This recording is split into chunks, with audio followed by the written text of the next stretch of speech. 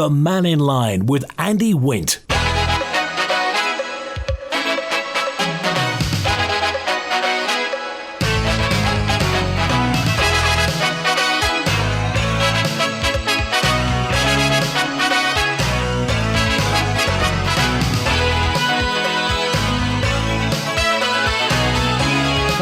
Good afternoon. Welcome to Mannin Line on Manx Radio.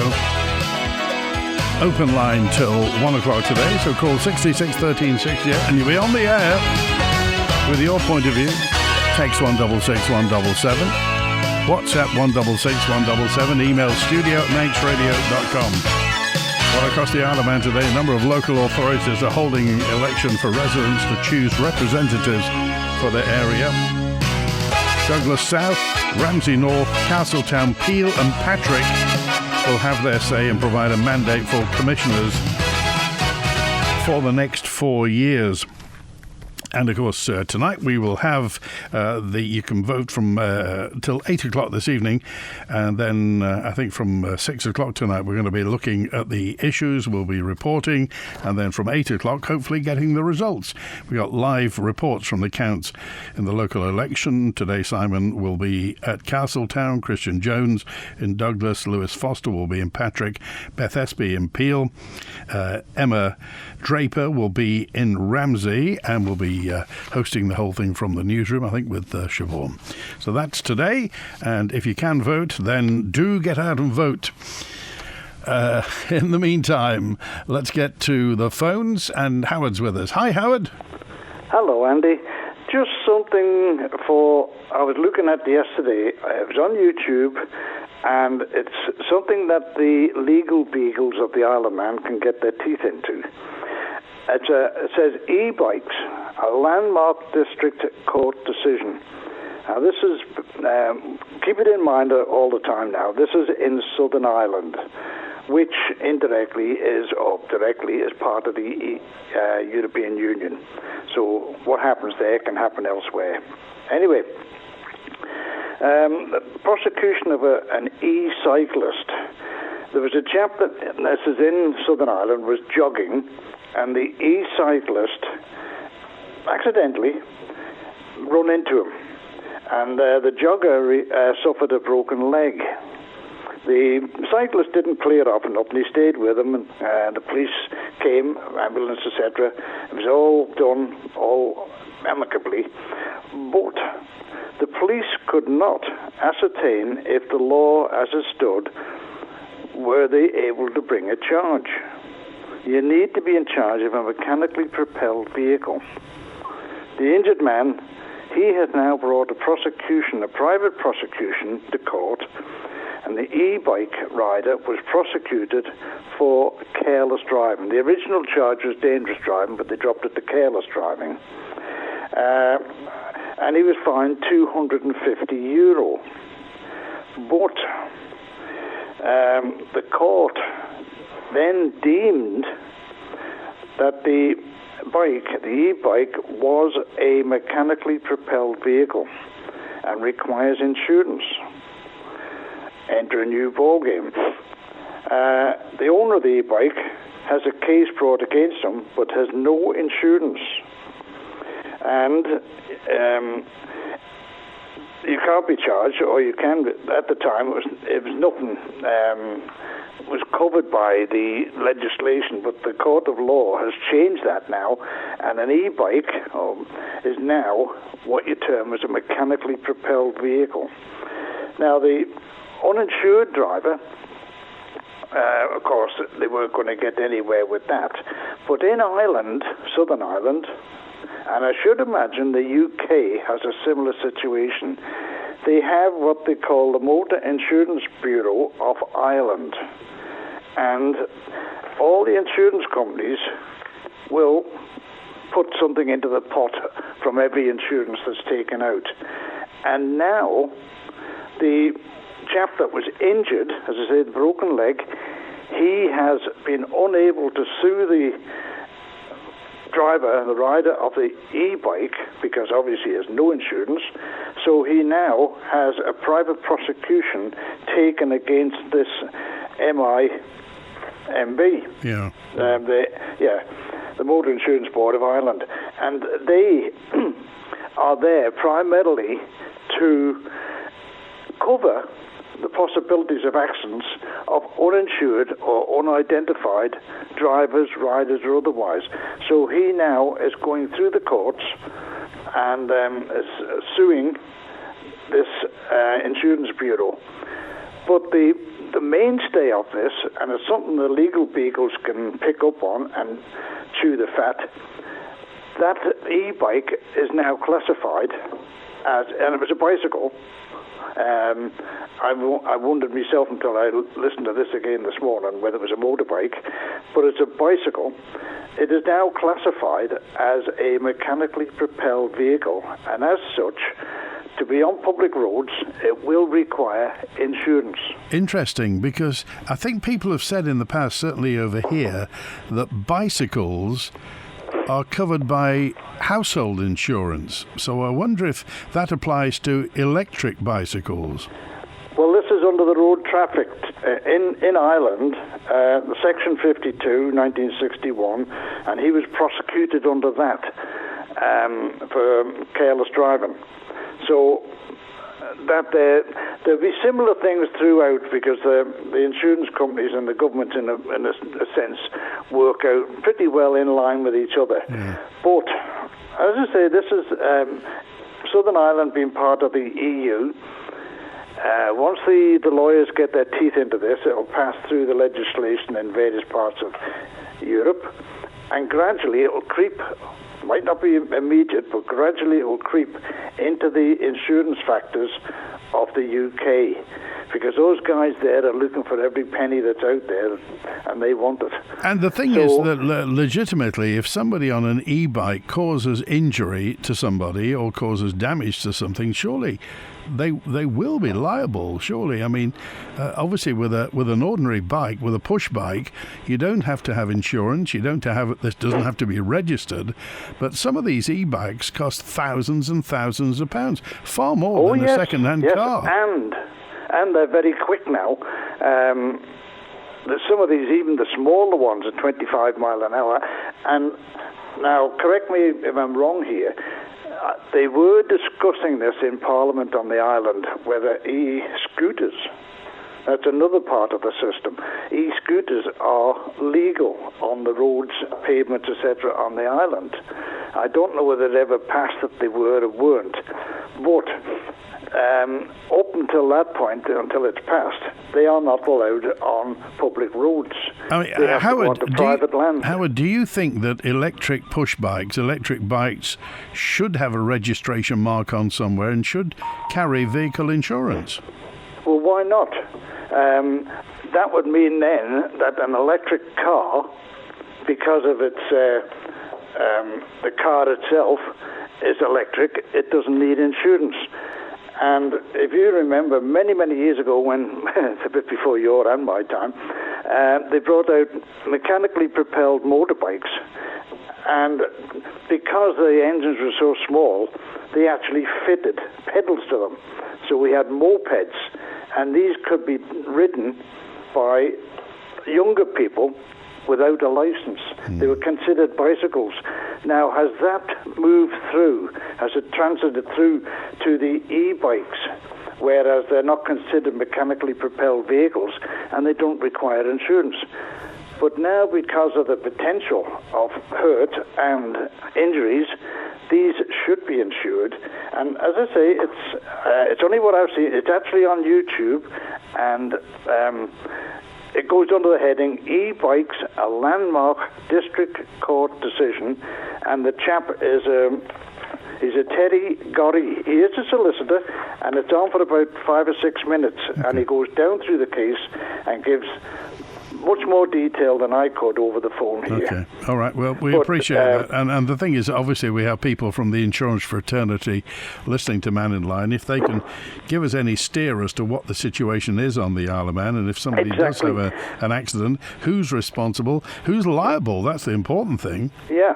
Well, going back to the aspect of the mopeds, if you have what the term, we have full electric, partial electric, or hybrid in the cars, now do hybrid cars in the same context as the engine that's in a hybrid car is not driving the car, it's driving a generator which is creating electricity for the motors. Now, by definition, you shouldn't have to have a license because it's not mechanically propelled with the motor that's on it. It's mechanically propelled by electrical motors in the wheels. Okay, all right. Well, we appreciate that, Howard. Thanks for raising that, and let's see where that goes today. Thanks for calling, Howard. Yeah, it'd be an interesting factor for the Isle of Man. Okay. We could lead the world on this. Yes, okay. Good to hear from you. Thanks, Howard. Take care, bye now. 17 minutes past 12. In the interest of facts, e-bikes are limited by law, says Gary in Port St Mary. They assist only up to 15.5 miles per hour. Any assist above that speed will be illegal and not possible to insure. I mean, this is all hypothetical at the moment because nothing will happen until somebody gets injured or worse, and then it will all be sorted out by the insurance companies. But it would be nice to know, and certainly the price of some bicycles nowadays is thousands, long thousands of pounds. So, and they're certainly more expensive than some vehicles. A couple of things I'd like to bring up, as Gary. It's getting close to TT. Surely the DOI aren't expecting TT riders to race on the roads from Ballaugh through to Ramsey.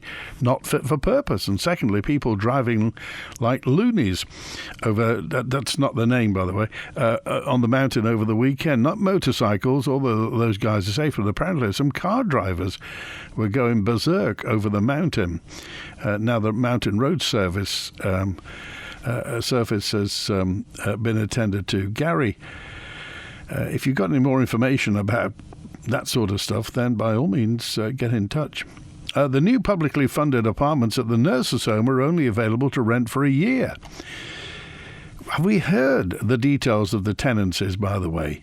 Have we heard what's exactly going to happen? We've heard sort of anecdotal stuff about the prices, how much it's going to be to rent these apartments. But we've not been able to. I mean, Max Development Corporation are more than welcome to come on Mannin Line anytime just to chat about the future and where it's going to go. And we don't really know what the timeline is for that Domain Road Village, Westmoreland Road, Domain Road Village. And what's going to happen, what's going to stay, what's going to go, what's it going to be. We've seen plans, but it would be nice just to... this is public money, says Francini. Public money is being used on this project, so it needs to be transparent. There's a cloak of secrecy across it at the moment. The FOI cloak of secrecy that protects MDC. It will be interesting at the end of the year's rental and lease just who gets the apartments and at what price. Well, we'll continue to watch that. What happened at M&S yesterday, late afternoon, in the food hall? They'd only accept cash, says Andy. I'll tell you what happened. I went to buy some grapes yesterday in Marks & Spencer, and the Wi-Fi was down, so consequently it was cash and chip and pin only, and that's what happened, and it took a long time to get through the tills. So I do hope M&S have got their Wi-Fi together. Turn it off and turn it on again. Terry dropped a note in on 469 just to say the Chief Constable seems very quiet about the new 20 mile per hour speed limits. Any idea why? Well, he doesn't have to speak on the 20 mile per hour speed limits. It's been questioned really that when the 20 mile per hour speed limit comes in, who's going to police it? Well, obviously the police will police it. The constabulary will do their duty.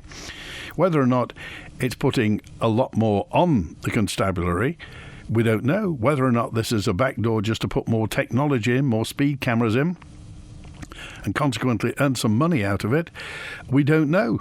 At the moment, we don't know. Let's get to the lines again. Here's Julian. Hi, Julian. Hi, Andy. Am I hearing that there's whispers that the Cregneach bus service might be salvaged then? Well, more than a whisper, Michelle Hayward was on Manx Radio yesterday, actually. She popped in and just said that they're looking at All options are open at the moment. That's what they're saying, is that they, after the clerk of the commissioner said that nobody's spoken to them and they possibly might be able to throw some money into the pot, then we'll see what happens. But she said it might be a bit too late for this year because, things don't happen very quickly when it comes to that. Well, that's funny, actually, because I noticed that on the Bus Mannin website, they've got a fleet of 5 Mercedes Sprinter City 45 minibuses, like the one that goes to Niarbol, although I think the Niarbol one also is serviced with the bigger ones. And Mercedes says that the Mercedes Sprinter City 45 is a class-leading economy and is one of the most sustainable public transport vehicles available.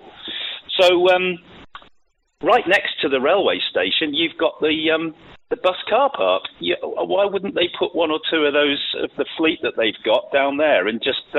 You wouldn't even necessarily need to timetable it. You just, a bit like the hopper buses down at Heathrow. They kind of go when there's enough people that want to go, and then off you go. And it just keeps going around.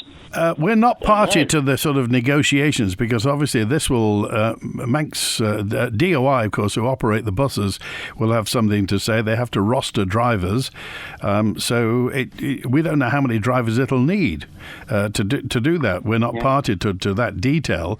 It's just the fact that Cregneash is not anywhere. What's funny is that there's no, I think there's no cafe at Niarbol, but there is a bus to Niarbol, and there is a cafe at the Cregneash, and there's no bus. So it doesn't really help the operator of the cafe at the Sound, does it? No, well, you've got 2. You've got the small one at Cregneash, and you've got the Sound Cafe. So there's 2 cafes that I'd forgotten. Yes, in the Folk Village, they're delightful cream teas there.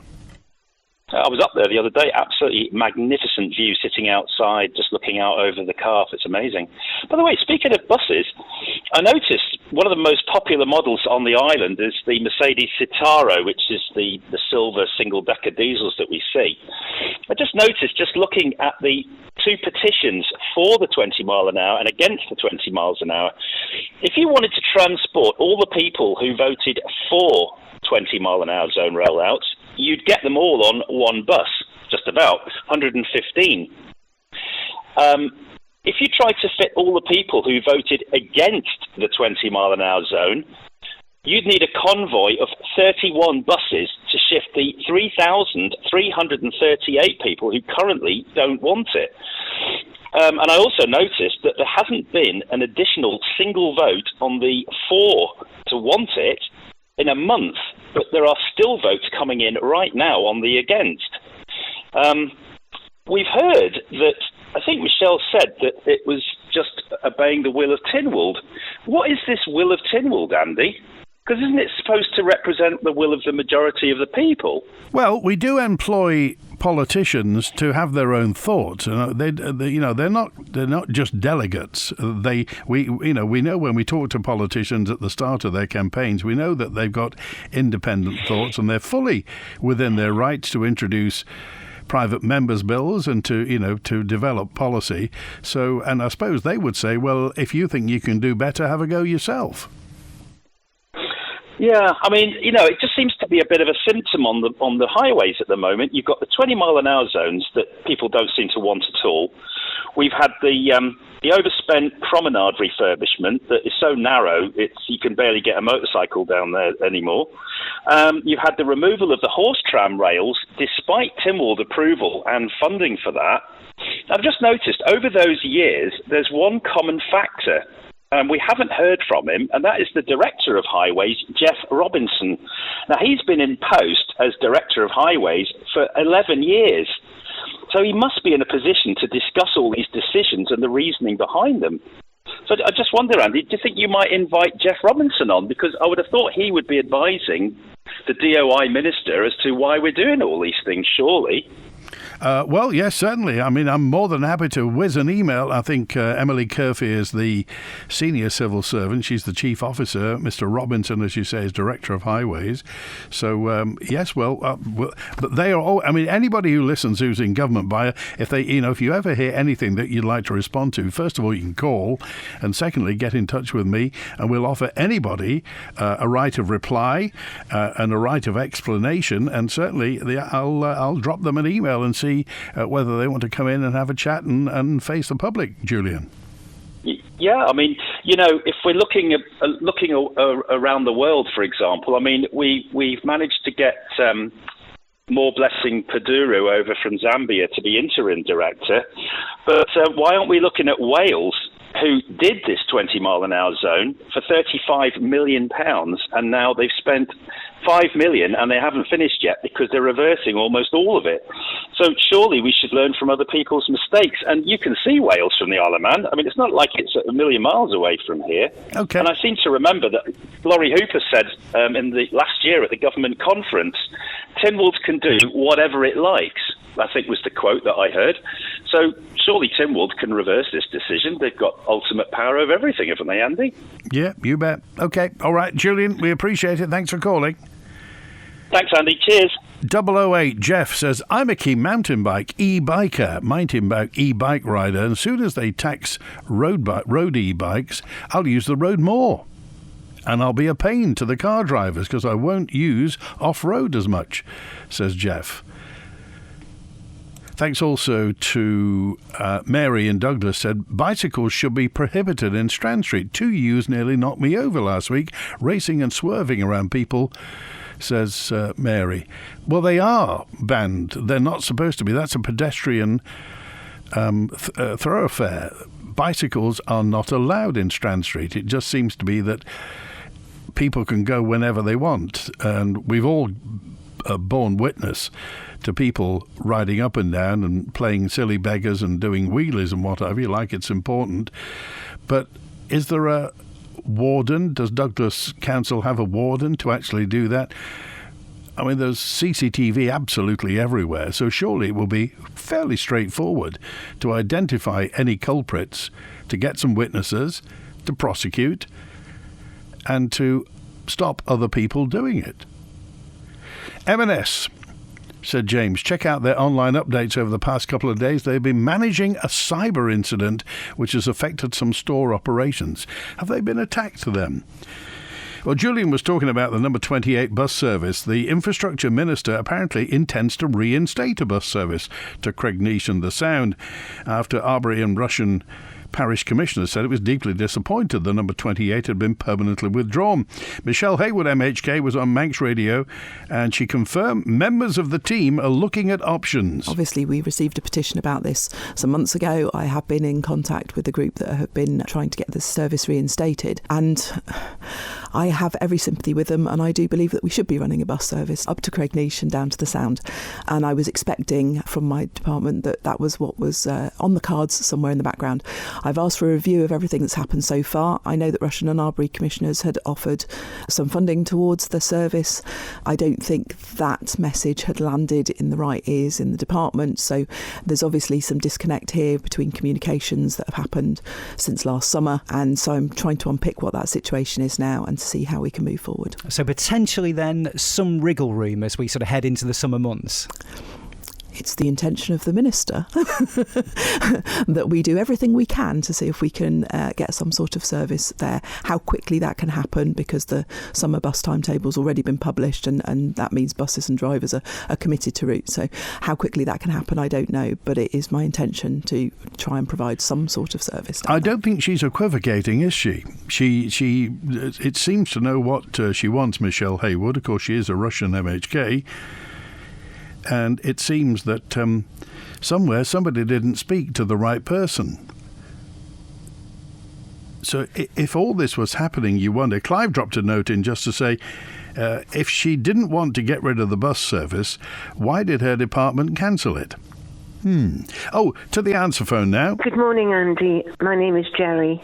I would like to put a question to the Mannin Line, please. When Manx Radio said about the Roundhouse in May that there's going to be a questions and answers for Manx Care, I phoned up the hospital, got the email address, and we sent an email to the Roundhouse, to the in one of the 50 people to answer, to ask questions. When the email didn't go through, it didn't get delivered. So I'm wondering, have they chosen people for the audience for questions and answers, or was the email wrong that we could send an email to get tickets to go, because it was on a first come first seated service sort of thing?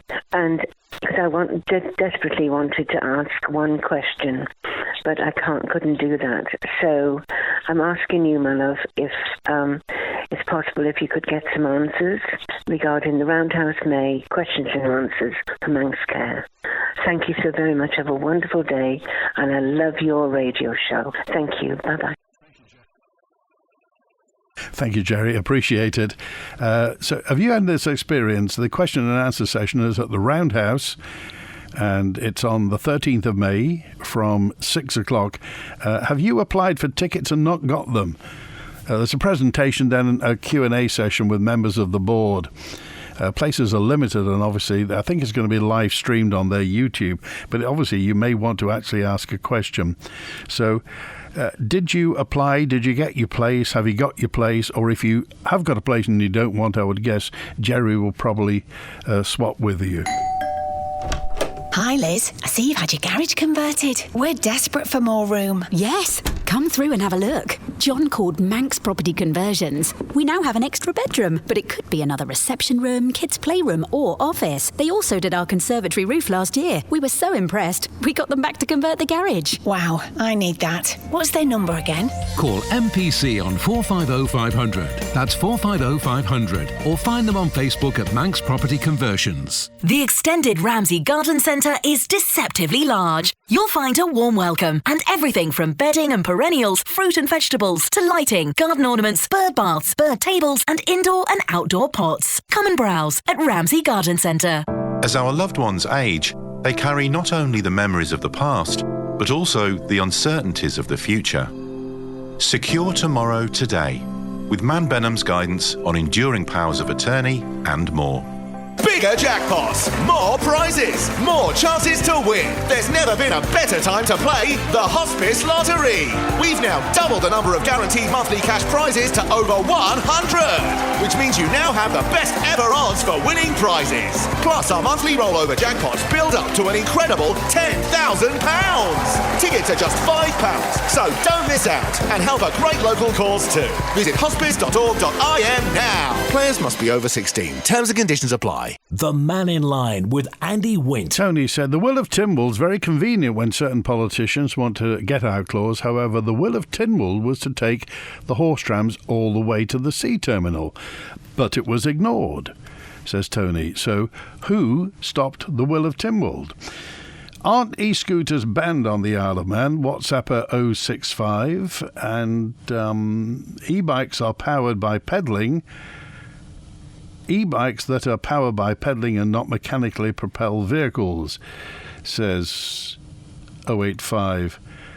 And 806 WhatsApp, I've literally just passed two cyclists on pedal bikes coming down a hill doing well over 20 miles per hour.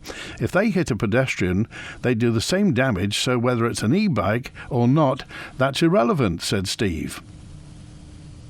Thanks also to Martin in Durham. I'm listening in the UK. Used to live on the Isle of Man. I'm wondering what this 20 mile an hour is all about. Oh, Martin, it goes on. Some MHKs wanted 20 miles per hour around housing estates, and now it's been kind of expanded. And there are conspiracy theorists who think this is just the portent to an all-island speed limit. At the moment, we don't know. I think the cost of the bus to Cregneash and the Sound should come out of the Manx National Heritage budget, because ultimately they'd benefit from visitors paying their entrance fees. Well, not if they're members, and not if they're from across, and they've got, I think it's a National Trust membership. And I think, I'm not speaking for Manx National Heritage, but I think they're not exactly awash with money, so let's put it that way. But it's a thought, and we've not heard from Manx National Heritage what their thoughts are and whether they think it's going to affect visitors to the folk village at Cregneash. Here's Bonzo now. Hi, Bonzo. Hello. Yes, answering Tony's question. about the Will of Tynwald and horse trams. Not entirely what I've come on to talk about, but Michelle Haywood again displaying her firm approach with the department, in that she has now instructed the department to come up with a business case for it, and then submit that business case to Treasury. And then if Treasury approves the business case, then Tynwald can vote again on putting that forward and putting the tracks back to the sea terminal. So that happened yesterday. And what conclusion do you deduce from that? Well, the conclusion I deduced from that is Tony was saying, why hasn't the Will of Tynwald been carried out for the past 5 or 6 years? Well, until Michelle Haywood has got her knees under the desk. Yeah. Could be Treasury influence on that particular thing, as it could be on others. Well, could be the department itself. Yeah, somebody somewhere doesn't want this, obviously, Bonzo. Yeah. And the Department of Infrastructure, I think we've seen over the past few years, or going back even further, that the Department of Infrastructure does have a talent for trying to house trade its ministers. And I think they may be finding that Michelle Haywood is a bit too formidable for that. I think she wants to be as fair as possible with her department and support their work. But if there are people who want to circumvent, use constructive inertia and various other techniques for things not to happen, then she isn't going to be fobbed off. But the horse trams are a fairly routine matter, aren't they? I mean, they're iconic, but it's not rocket science. We're not building a new power station. We're talking about putting tram lines down to the sea terminal. It surely can't cost an arm and a leg. So it would be nice if somebody somewhere said, "I'm the person who thinks this is a bad idea. I consistently think it's a bad idea, and I'm going to stop it." If we knew who that person was, because palpably somebody somewhere has said no to this. Yes, well, of course, those would possibly be civil servants advising their ministers both in infrastructure and treasury. And whether it is infrastructure who have been wanting to do it, and treasury saying, no, we're not going to give you the money, especially as you keep spending money on things like promenades and ferry terminals, and asking us for loads more. Or whether it's infrastructure just saying, we don't want to do it because we want our budget going to something else that we'd rather want to do.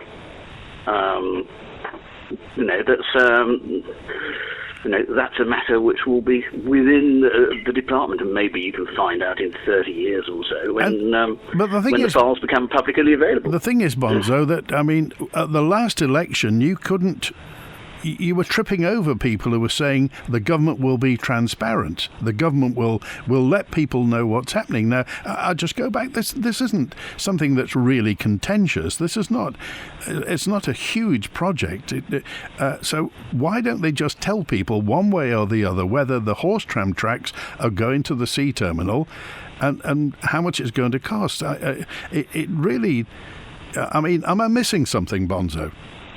Well, if you go around telling people what that piece of project might cost in various details, you might have to go around telling people what other projects have in details and stuff. As they said in one famous episode of Yes Minister about open government, and Sir Humphrey's boss, the head of the civil service, saying to Sir Humphrey, you can have openness or you can have government, but you simply can't have both. Oh, and I remember there was another quote that said, apparently it's the closed season for open government. Yes. And of course he then went on to chair the Freedom of Information Council. Yeah. And Sir Humphrey asked him, how's the Freedom of Information Council going? Sorry, I can't talk about that. Yeah. Okay. Oh. But the thing is that Michelle Haywood, I think, is showing that she is getting a grip on that department. And I think a lot of the flack that she's been getting, certainly she accepts that, as you've seen in interviews, she obviously accepts that politics is by necessity sometimes a rough trade. But obviously there have been incidents where it's really gone far too far, and that has to be dealt with in the appropriate manners. But she is showing that she's got a grip of the department, and that things are going to happen when she says they are. Okay. And I think that's a refreshing change. Good. All right. Well, we'll wait and see, Bonzo. Thanks for calling today. Okay then, cheers, bye. I've literally just passed 2 cyclists coming down the hill, says Steve, and bicycles and e-bikes should have to pass a mandatory test of highway code, as I've encountered a few going up Parliament Street the wrong way, oblivious to the dangers, pulling wheelies, says John in Ramsey. Why do they do it? A, why do cyclists, who surely will know that it is illegal to cycle on a pavement? You're not allowed to do it, let alone do it the wrong way, as some cyclists do on Victoria Street in Douglas or Parliament Street in Ramsey. Do they think nobody notices? Do they think it doesn't matter? Do they think they're above it? What do these people actually think? Hello, this is Doug Farragher. In conjunction with Manx Radio, I'd like to invite you to join us and learn something about our native Gaelic tongue, the language of man. Order! Order! In this case for Manx Car Store, let's review the facts. Firstly, you handpick an excellent range of quality cars for all budgets, are a trusted car sourcing specialist, you knowingly open 7 days a week, and are subject to an excessive number of 5-star web reviews. How do you plead? Guilty. Very well. This court hereby declares Manx Car Store 5-star. Don't take their word for it. Find out for yourself. Visit manxcarstore.com or find them on Facebook. Give your home a facelift with Manx Glass and Glazing. Whether choosing aluminium or UPVC in traditional or contemporary styles, you can be sure of excellent workmanship and guarantees. Members of Construction Isle of Man and family run for over 30 years, Manx Glass and Glazing are committed to the local community. And they invest in future generations through their apprenticeship scheme. Visit the impressive showroom on Snugborough Trading Estate. Trust Manx Glass and Glazing. Quality and style since 1986. Nature's hit refresh. Let's do the same for your home. Spring is in full bloom at Lifestyle Furniture. Enjoy exclusive savings on brand new beautiful beds, super comfy sofas, stunning living and dining furniture, plus 20% off decor and accessories to bring vibrant vibes to every room. And don't forget to explore our garden and outdoor collections. Pop into Lifestyle Furniture at Snugborough Trading Estate, Union Mills, and let your home blossom beautifully. Open 7 days a week. From our castles to our cottages, our museums, and the Great Laxey Wheel. You'll find hidden treasures around every corner when you visit a Manx National Heritage Site. Fill your summer making treasured memories with Manx National Heritage. Sites now open every day. By visiting, you help protect our treasured island for generations to come. Plan your visit today at manxnationalheritage.im. Today at 5:30 at Shackley. Someone reached out and touched the stones, and it was such a loving movement, and it inspired me to think, wouldn't it be wonderful if we could tell the stories from the stones?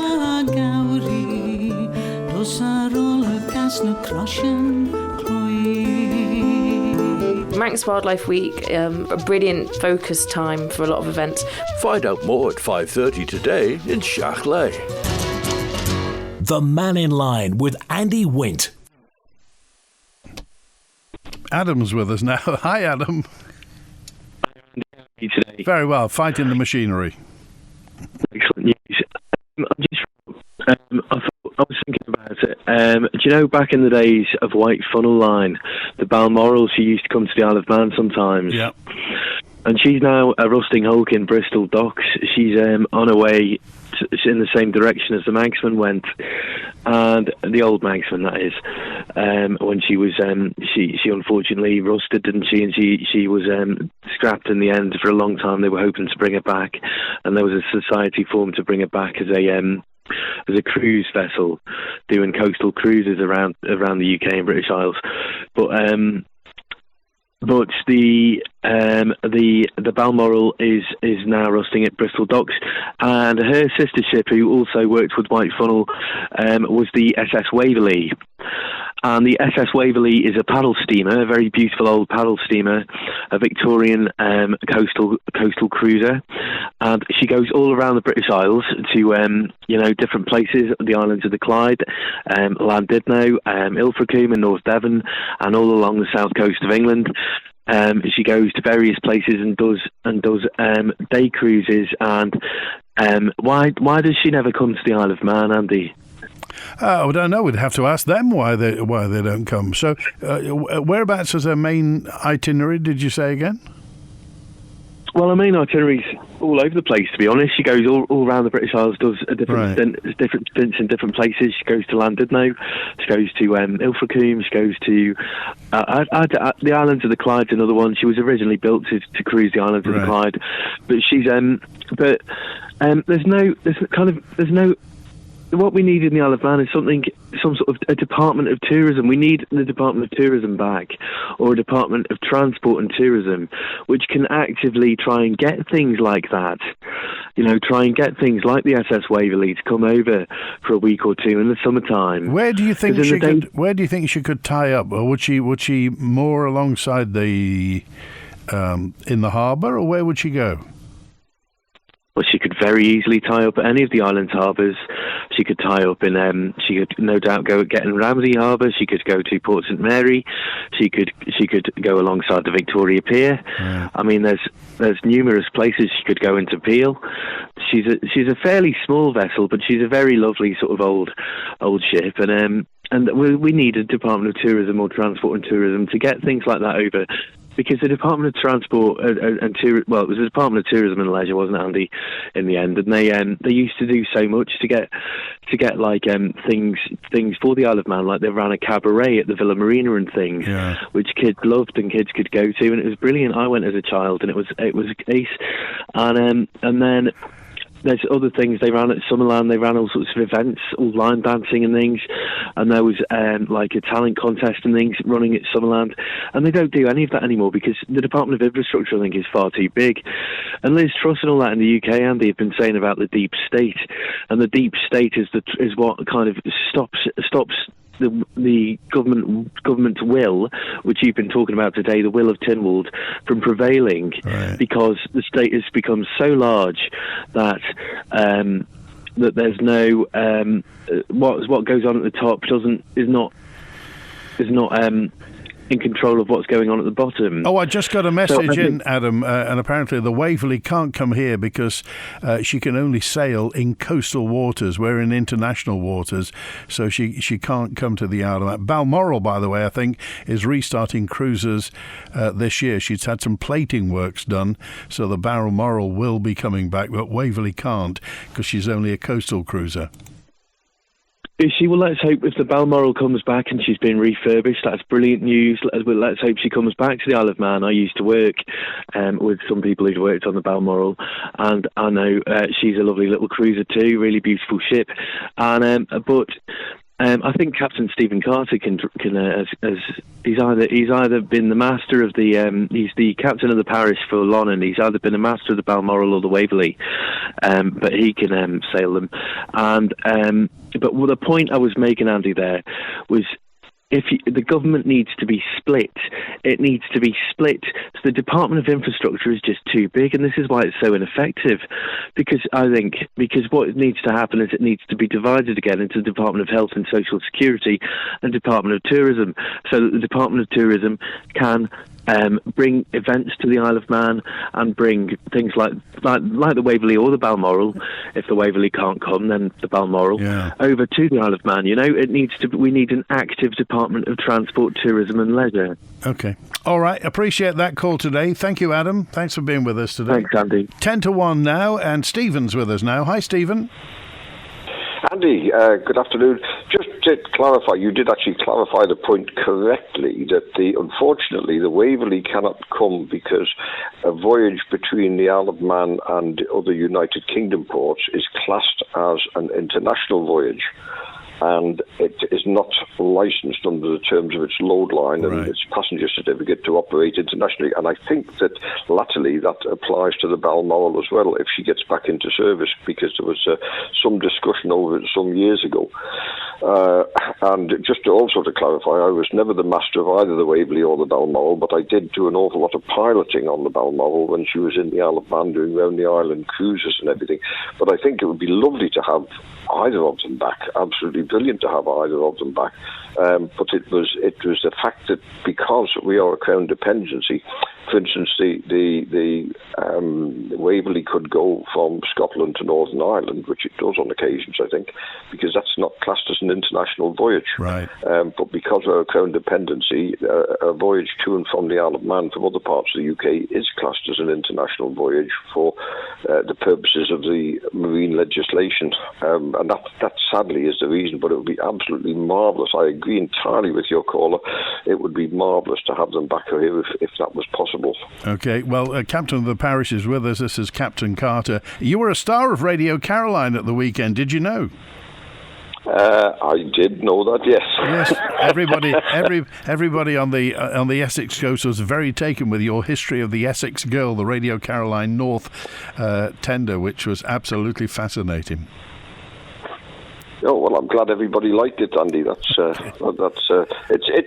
bit of history. It's a bit of history again that sort of needs recording, doesn't it? Yeah. It does. Appreciate your call today, Stephen. Thanks for being with us.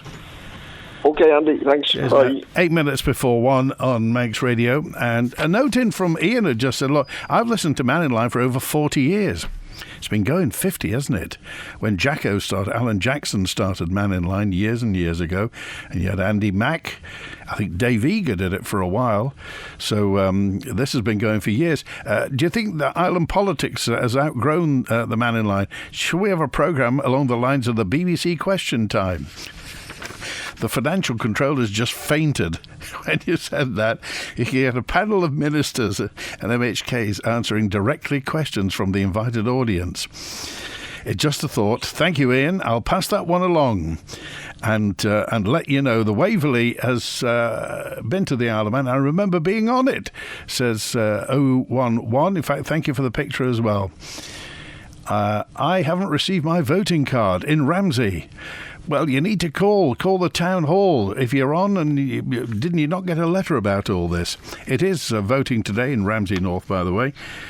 If the Southern Commissioners want to put money in the pot for a bus to Cregnish, why don't they get a private minibus company to tender for the run? Does the same argument work with the Victory Cafe not having a bus? After my car was hit by a cyclist on an e-bike and the police wouldn't charge the rider, so I charged with careless driving, received points and a fine. I submitted an FOI request asking how many e-bikes were checked to be road legal following the incident. Pat says there have been no e-bikes ever checked to be road legal on the Isle of Man in the last 5 years, and unlike in the UK, no e-bikes have ever been seized for not being road legal, says Pat. And John dropped a note in with regard to the small commuter buses. You could park by Port St Mary railway station and pick up railway passengers as well as those wanting to go to the Sound. And Brian here, I think the cost of the bus to Cregnish and the Sound should come out of Manx National Heritage.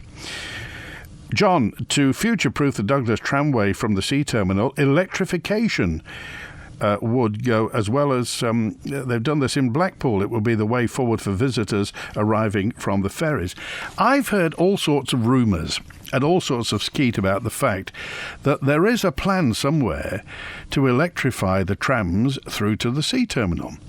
Because the rails are fine. The rails are industry standard. They're not vintage rails. These are proper rails, as is our electric railway system. They are. You could run ordinary trams, proper modern trams on that, because they have to be conforming to safety regulations nowadays. So I don't know whether that's true, but I'd be interested. Our railway people always know these sort of things, if you can tell me. To future-proof the tramway again, I see a middle-aged man in Lycra whizzing through Macclesfield who rides his e-bike Last year, he flew by a line of cars who were all doing 20 miles per hour past the school. He must have gone down the hill at least 40 miles an hour in a 30-mile-an-hour zone. No tax, no licence plate, no insurance and no care for others, especially children. When the Mannin Line's not on air, call Manx Radio to leave your opinion for broadcast on 682 631. I got a message that said FC Isle of Man has finished for this season, but can you play that Rob Pritchard commentary, please? Here's Whitley in on the edge of the box on that right. Surely not another! Oh, would you believe that? They've gone up the other end and they have won it all again. FC Isle of Man 2, AFC Liverpool 1. Straight from the restart down the right-hand side. It's always worth a listen, isn't it? I'm looking forward to FC Isle of Man coming back in the new season. Andy, says James, I've noticed taxis, buses, hotels, all branded OPUL. Tower House in Castle Street's changed its name. OPUL Jets at the airport, Admiral House, OPUL Boutique Hotel. The Inglewood is now the OPUL Express Hotel. Who is OPUL? It's a company, James. And they've obviously got an agreement. I don't know whether they've taken the Inglewood over or it's just a marketing agreement. You may have seen the OPUL buses and the OPUL taxis and the OPUL hotels. Just another initiative. Oh, remember that Daniel's Law public event today, Western Wellbeing Centre in Peel, 4 o'clock and 6 o'clock. You want to find out more about the Human Tissue and Organ Donation Act. That's it. Thanks to Chris on the phones. Back tomorrow. Open line for Mannin Line. WINT